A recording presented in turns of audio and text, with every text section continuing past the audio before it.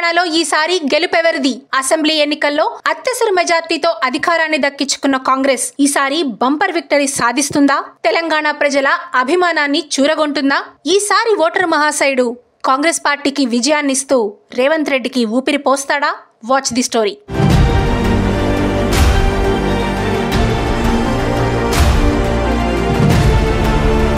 Telangana assembly ఎన్నికల్లో అనూహ్య విజయంతో ప్రభుత్వం ఏర్పాటు చేసిన కాంగ్రెస్ పార్టీకి ఇప్పుడు లోక్సభ ఎన్నికల రూపంలో అసలు పరీక్ష ఎదురవుతోంది. లోక్సభ ఎన్నికల్లో కాంగ్రెస్ పార్టీ భారీగా సీట్లను గెలవాల్సిందిగా ఆ పార్టీ హైకమాండ్ సైతం కోరుతోంది. ఈసారి ఉత్తరాదిలో అయోధ్య రామ మందిరం ఎఫెక్ట్ బీజేపీకి కలిసి వస్తోందన్న టెన్షన్ హస్తం పార్టీలో ఉంది. దక్షిణాదిలో వీలైనన్ని ఎక్కువ సీట్లు గెలుచుకొని సత్తా చాటాలని కాంగ్రెస్ హైకమాండ్ తెలంగాణ పార్టీ నాయకత్వానికి సూచించింది. ఇప్పటికే కర్ణాటకలో పార్టీ బలంగా ఉంది. కేరళలో లెఫ్ట్ ఫ్రంట్, కాంగ్రెస్ పార్టీలు స్వీప్ చేసే అవకాశం ఉంది. తెలంగాణలో సైతం పార్టీ ఎక్కువ సీట్లను గెలుచుకుంటే పార్టీ ఇమేజ్ పెరుగుతుందని కాంగ్రెస్ నేతలు భావిస్తున్నారు.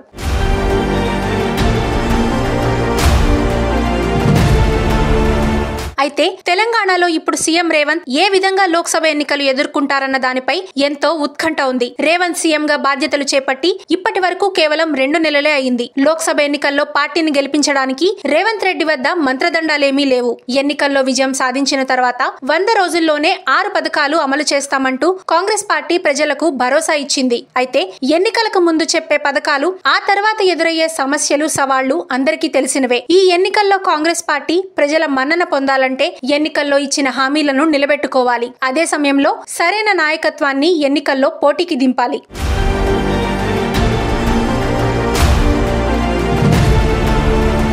ఓవైపు బీజేపీ బలమైన అభ్యర్థులతో బరిలో దిగుతున్న సమయంలో కాంగ్రెస్ బీఆర్ఎస్ లు ఎలా అడుగులు వేస్తాయో చూడాలి. అటు తెలంగాణ కాంగ్రెస్ పార్టీకి, ఇటు రేవంత్ రెడ్డికి ఈ ఎన్నికలు అత్యంత కీలకం. ఈ ఎన్నికల్లో కాంగ్రెస్ పార్టీ దెబ్బతింటే అది రేవంత్ మెడకు చుట్టుకునే అవకాశం ఉంది. ఇప్పటి వరకు అధికారం ఉందిలే అన్న ఆలోచనతో సైలెంట్ అయిన నేతలు గాండ్రించే అవకాశం ఉంది. అందుకే లోక్సభ ఎన్నికల్లో అద్భుత విజయాన్ని అందుకోవాలని రేవంత్ ప్రయత్నిస్తున్నారు. బీజేపీ కంటే ఒక్క స్థానమైనా ఎక్కువ సాధించాల్సిన అవసరం ఆ పార్టీపై ఉంది. అయితే దేశవ్యాప్తంగా ఉన్న మూడ్ తెలంగాణలో కూడా రిఫ్లెక్ట్ అయితే బీజేపీని నిలువరించడం కష్టమే. వీటన్నింటినీ ఎదుర్కొని కాంగ్రెస్ సత్తా చాటితే రేవంత్ తిరుగులేని నాయకుడవుతాడు. భవిష్యత్ రాజబాట అవుతుంది.